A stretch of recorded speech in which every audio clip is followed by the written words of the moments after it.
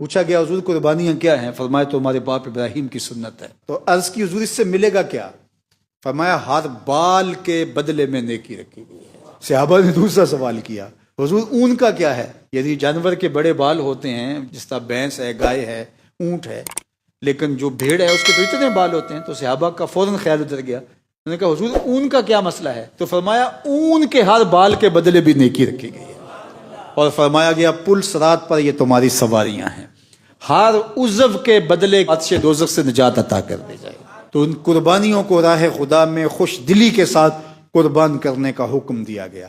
اچھا، یہ قربانی میں نے کہا کہ حضرت آدم علیہ السلام سے لے کر پھر اس کے بعد مختلف انبیاء علیہ السلام کی زندگیوں کے اندر قربانیاں رہی، اور راہ خدا میں انہوں نے قربانیاں پیش کی، لیکن یہ قربانی منسوب خاص طور پہ حضرت ابراہیم علیہ السلام کے ساتھ ہوئی۔ فرمایا تمہارے باپ ابراہیم کی سنت ہے، وہ اس لیے کہ قربانی کو جس نقطہ کمال تک حضرت ابراہیم نے پہنچایا، کسی نے گیہوں کی قربانی پیش کی، کسی نے چند سر جو راہ خدا میں قربان کیے، کسی نے بکری پیش کی، کسی نے دمبا پیش کیا، کسی نے اونٹ ذبح کیا، کسی نے گائے ذبح کی، کسی نے مال پیش کیا، کسی نے کوئی قربانی پیش کی، لیکن خلیل اللہ، اللہ کا وہ جلیل القدر نبی ہے جس نے اللہ کی قربت کے لیے اپنے بیٹے کی گردن پہ چھری رکھ دی۔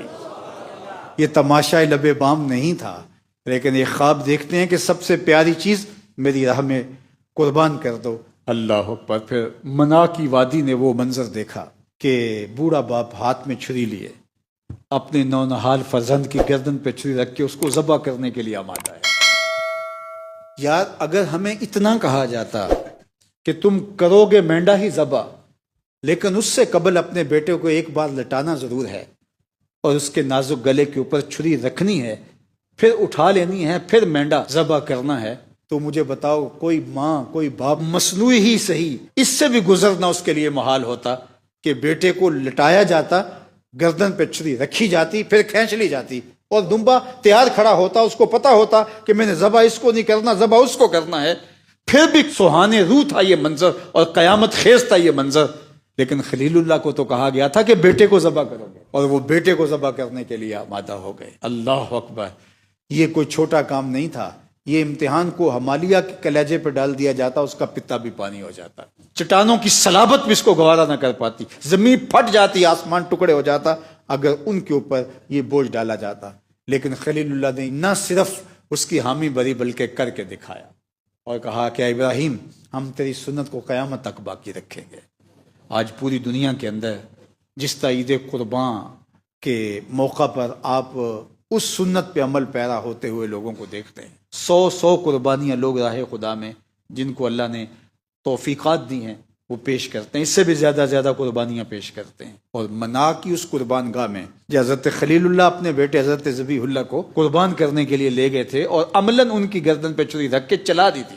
یہ الگ بات ہے کہ دمبا لایا گیا اور پھر اللہ نے حضرت ذبیح اللہ کو بچا لیا، اس لیے کہ ان کی پیشانی میں محمد عربی کا نور رکھا گیا تھا، تو اللہ تعالیٰ نے اس نور کو آگے منتقل کرنا تھا۔ یہ ایک امتحان تھا، اور وہ امتحان میں سرخرو ہوئے، 33% نمبر نہیں لیے، 100% نمبر لیے، کامیاب اور مامراد ہوئے۔ کہا ابراہیم تو نے حد کر دی، اب دیکھ میلے کیسے لگتے ہیں اس قربان گاہ پہ۔ 40 لاکھ اگر حجاج ہوتے ہیں، چلو کوئی ایک دیتا ہے، لیکن 5 10 بھی پیش کرتے ہیں، اور عرب شیوخ کو میں نے دیکھا ہے کہ وہ 100 قربانیاں بھی پیش کرتے ہیں۔ تو اگر 40 لاکھ حجاج ہیں تو میں بہت بھی کم لگاؤں تو 2-3 کروڑ قربانیاں تو اس قربان گاہ پہ ان 3 دنوں میں ذبح ہوتی ہیں۔ اے خلیل اللہ تو نے حد کر دی، لیکن میلے لگا دوں گا تیری گزرگاہ پہ۔ کیسا پروٹوکول دیا، کیسا اعزاز! پوری دنیا کے اوپر یہ قربانیوں کے جانور گھوم رہے ہوتے ہیں، منڈیاں سجی ہوئی ہیں، اربوں روپے کا، کھربوں روپے کا کاروبار ہوتا ہے۔ کوئی چھریاں تیز کر رہا ہوگا قربانی کے لیے، قصاب الگ تیاری کر رہے ہوں گے، کوئی خریدنے جا رہا ہوگا، کوئی بیچنے جا رہا ہوگا، کوئی ان کو منتقل کر رہا ہوگا، کوئی چارہ سپلائی کر رہا ہوگا، کوئی دانے دے رہا ہوگا، کوئی کھالوں کی منصوبہ بندی کر رہا ہوگا، کوئی کلیکشن کر رہا ہوگا، کوئی بیچ رہا ہوگا، کوئی خرید رہا ہوگا۔ اتنی زیادہ کام بڑھ گئے ہیں، تو یہ کیا ساری دنیا ادھر لگ گئی ہے۔ کہا اے خلیل تو نے بھی حد کر دی تھی، کائنات میں ایسے کو کرتا دیکھا نہیں گیا، لیکن دیکھ تیری گزرگاہوں پہ اور ان ایام، ان لمحوں پہ ہم نے ایسا میلہ لگایا ہے کہ عید قربان بھی پڑھی جائے گی، تکبیرات تشریق بھی پڑھی جائیں گی، اور تیری سنت پہ جانور بھی ذبح کیے جائیں گے رب کے نام پر۔ منا کی وادی چمک رہی ہے اور سلامتیاں اتر رہی ہیں، اور یہ سلامتیوں کا سلسلہ رکا نہیں ہے۔ اللہ اکبر۔ ہم نماز میں روز پڑھتے ہیں اللہم صلی علی محمد کما صلیت علی ابراہیم، اللہ اکبر۔ درود بھی پڑھا جاتا ہے ابراہیم پر ہماری نمازوں کے اندر۔